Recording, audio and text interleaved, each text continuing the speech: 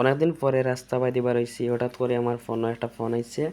ফোনটা রিসিভ বললাম, রিসিভ করার পরে দেখি সামনে মানুষের উকনার মাঝে জাল একটা পাতায় রাখিচ্ছেন মাছ লাগার লাগে।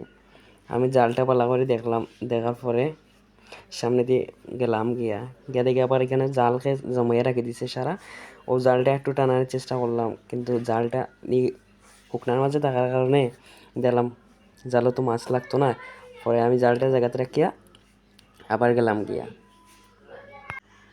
আমি আস্তে আস্তে জালটা জায়গা থেকে গেলাম কি এখানেও দেখি একজন আবার তারা দুই ভাই জালটা তারা তখনের মাঝে বলছে এর লাগি লাড়িয়া আবার সিধা করে মানে এটাকে বেড়া ছেড়ে লাগিয়ে রাখিয়া গেছে গিয়া।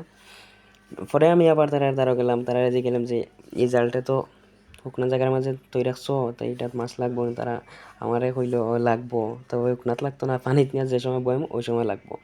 পরে আমি তারা লাগে একটু সময় কথা হইয়া আবার জালটা দেখলাম যে বালাবরি আসলেও কি এই জালে মাছ লাগবো নি, বা ছোটো মাছ না বড় মাছ লাগবো। তার লগে কিছু সময় কথা হইয়া দেখলাম না পারফেক্ট আছে সব কিছু। আমি আবার জালটা জায়গা রেখে গেলাম গিয়ে সামনে দিয়ে, এখানে দেখি আবার এক ছোটো ভাই ছোটো বোন তারা খুব আনন্দ করিয়া বাড়িতে ফিরিয়া।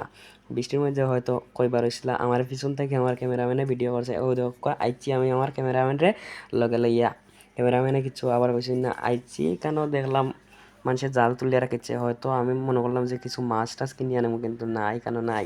পরে আবার গেলাম একটু মাঠের দ্বারও গিয়া দেখি পানি রয়েছে এখনো, ও মাঠের মাছ জানো, কিন্তু সাইডেও কোনো পানি নাই।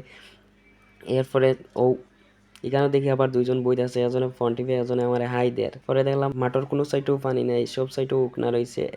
রাস্তাটাও এখনো বিচ্ছে না, একটু বৃষ্টি দিছিল সকালে। পরে আমি গেলাম গিয়ে এখন গেছি আবার তারার লগে দেয়া ওরা, কারণ অনেকদিন পরে রাস্তার তো বাইরে হয়েছি একটু কই দেখিছেন এর লগে কথা কইয়া কিতা অবস্থা কি না। পরে তারা গেলাম যে এইখানে কিতা করো, তারা বইতে আসছে। এরপরে তারা বললাম আমি তো একটা চ্যানেল খুলছি, সবাই হাই দিলাম। সবশেষে ভালো থাকবা সবাই, আর ভিডিওটা কেমন লাগলো কমেন্ট করে জানাইবা।